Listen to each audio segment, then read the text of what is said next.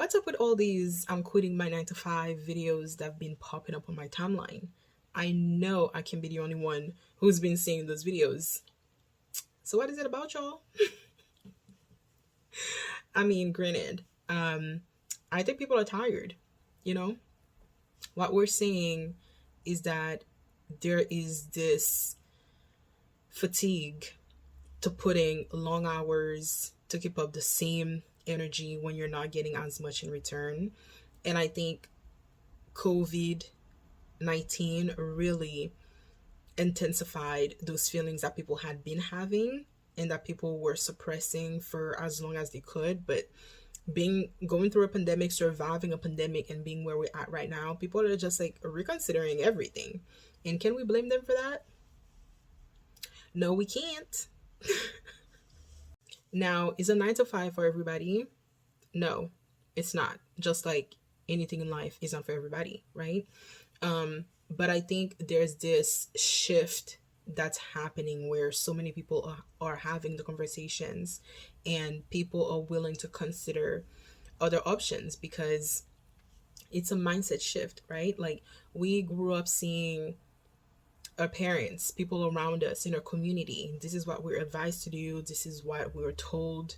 And this is what we see, right? We're creatures of habits. We emulate after what we see. We are products of our environment. So I think people are seeking a way out in a different way to do things.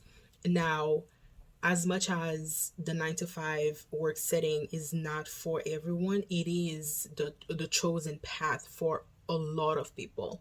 So people can vilify the 9 to 5 as much as they want, but oftentimes it's someone else. They're feeding off of someone else's 9 to 5 fruit.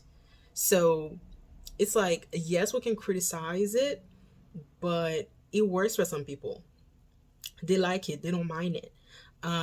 So it's always this: do what's best for you, right? Do what floats your boat. If you do not want a 9 to 5, then get out of a 9 to 5, get out of the rat race, like people call it. But some people, that's what's paying their bills, that's what's sustaining their lifestyle. The 9 to 5 has literally made them who they are, and they love their career. Their career involves them going to an office or dedicating like a lot of hours per week, either working from home or being in office.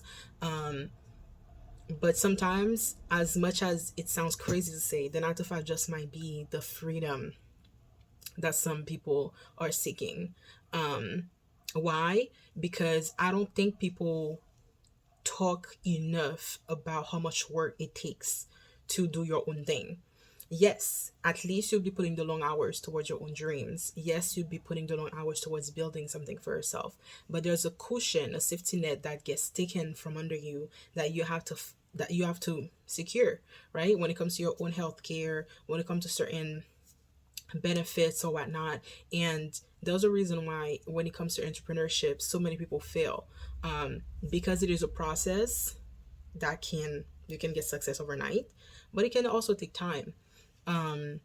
So when I see people talking about like how they quit their job on a whim, and it's not good for you, you're gonna figure it out. And some people really do struggle and they go back to their 9 to 5, not because they enjoy the 9 to 5, but the 9 to 5 provides security. It provides a sense of safety, of financial security that can be more valuable than having time on your hands.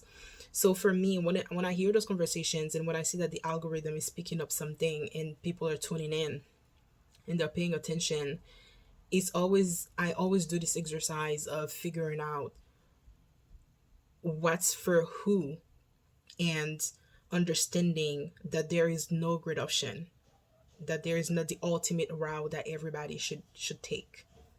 Ultimately, it boils down to preference, lifestyle, and a really sense of self and awareness. What kind of life do you want to live? What is priority for you? What are you aiming to achieve in life? And just know what your boundaries are, right? What works for you, what doesn't work for you, and what ultimately brings you the most fulfillment. and enjoyment in your life. That's all. Bye.